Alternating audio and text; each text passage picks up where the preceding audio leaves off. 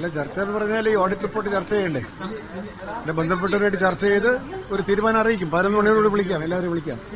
നിങ്ങൾ കാത്തു നിൽക്കണം. നമ്മളൊരു അതായത് നമ്മൾ നേരത്തെ തന്നെ 2025 നവംബർ 5-ന് സ്പെഷ്യൽ കമ്മീഷണർക്ക് ഒരു റിപ്പോർട്ട് കൊടുത്തിട്ടുണ്ടല്ലോ. അതായത് അവര് പ്രപ്പോസ് ചെയ്ത കണക്കും നമ്മൾ ആക്ച്വൽ എത്രയെന്നുള്ളൊരു കണക്ക് പറഞ്ഞിട്ടുണ്ടല്ലോ. അപ്പൊ ആ കണക്കിന്റെ ബേസിലാണോ നമ്മുടെ ചർച്ച? പൊരുത്തക്കേടുകൾ ഉണ്ടല്ലോ സുഹൃത്തെ. പൊരുത്തക്കേടുകൾ തീർത്ത് നിങ്ങളെ 11 മണിക്ക് ഞാൻ എല്ലാം അറിയിക്കാം. 11 മണിക്ക്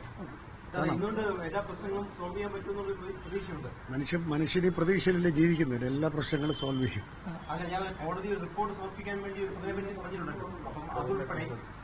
ഇപ്പൊ ഞാൻ എന്തെങ്കിലും പറഞ്ഞാൽ അത് അബദ്ധമായിരിക്കും. കാരണം മീറ്റിംഗ് തുടങ്ങാൻ പോകുന്നില്ലേ ഉള്ളൂ.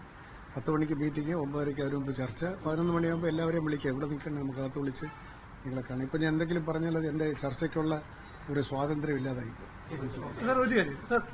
ഈ ശബരിമല യുവതീ പ്രവേശ കേസിലൊരു ഇപ്പം നിലപാട് അറിയിക്കുമെന്ന് കോടതി പറഞ്ഞിട്ടുള്ളത്. അപ്പൊ അതിനകത്ത് ബോർഡിന്റെ നിലപാട് നിലവിൽ അവിടെ സമർപ്പിച്ചിരിക്കുന്ന വ്യത്യസ്തമായ നിലപാട് അറിയിക്കേണ്ടി വരില്ല. ഉപഗുപ്തന്റെ നിലപാട് തന്നെ സമയമായില്ല. സമയമാകുമ്പോൾ നിലപാടെടുക്കും.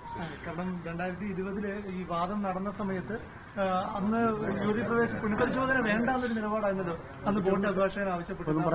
പറയാനുള്ള സമയമായിട്ടില്ല. പറയും, സമയമാകുമ്പോൾ എല്ലാം കൃത്യമായിട്ട് പറയാം. ഇപ്പം നിങ്ങൾ പോയിട്ട് വന്നാൽ മതി. 11 മണിയാവും.